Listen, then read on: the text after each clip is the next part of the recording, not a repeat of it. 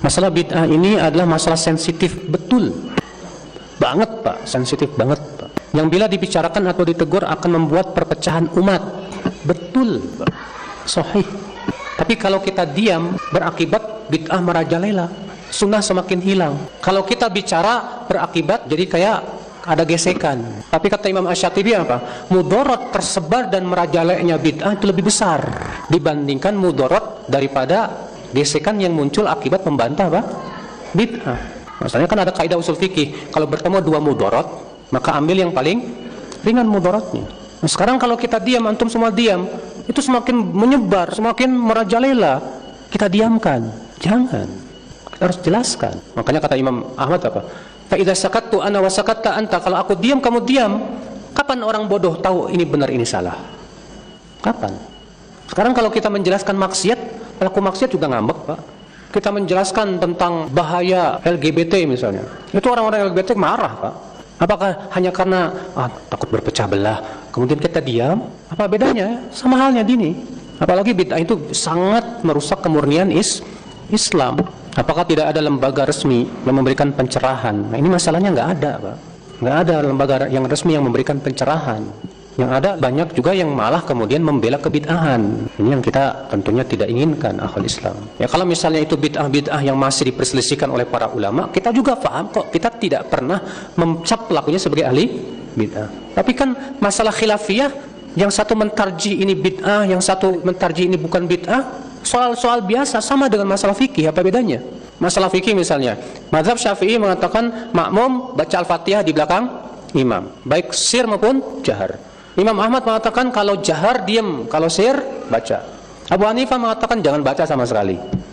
Dalam hal ini kita katakan apa? Silakan amalkan sesuai dengan. Tapi boleh nggak saya sampaikan pendapat saya adalah merojihkan bahwa tidak dijaharkan. Boleh, nggak masalah. Ketika misalnya ini masalah bid'ah diperselisihkan para ulama, apakah ini bid'ah atau tidak? Boleh nggak saya merojihkan bahwa ini perkara bid'ah?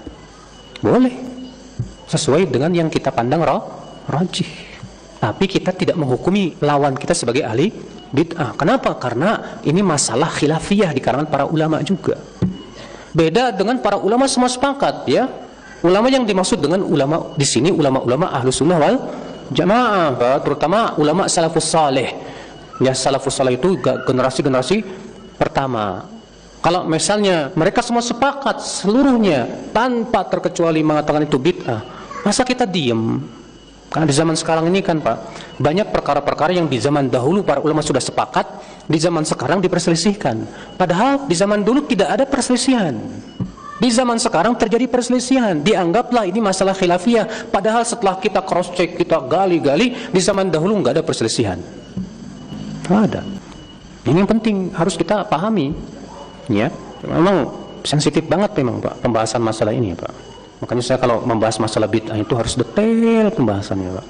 Kenapa bid'ah, sisi bid'ahnya, kaidahnya begini, supaya orang paham. Tidak semata-mata ini bid'ah, selesai, titik. Biasanya orang nggak bakalan terima Pak. Enak aja main bid'ah-bid'ahin. Nanti pengadilan akhirat apa? Iya. Saya pernah disurati Pak oleh seorang kiai ke saya. Anda ini menghukumi orang neraka dan yang lain-lain. Saya kirim surat lagi, Pak Kiai yang saya hormati. Beda menghukumi neraka dengan menghukumi perkara itu bid'ah atau salah secara syariat. Karena yang saya hukumi ini hukum masalah dunia.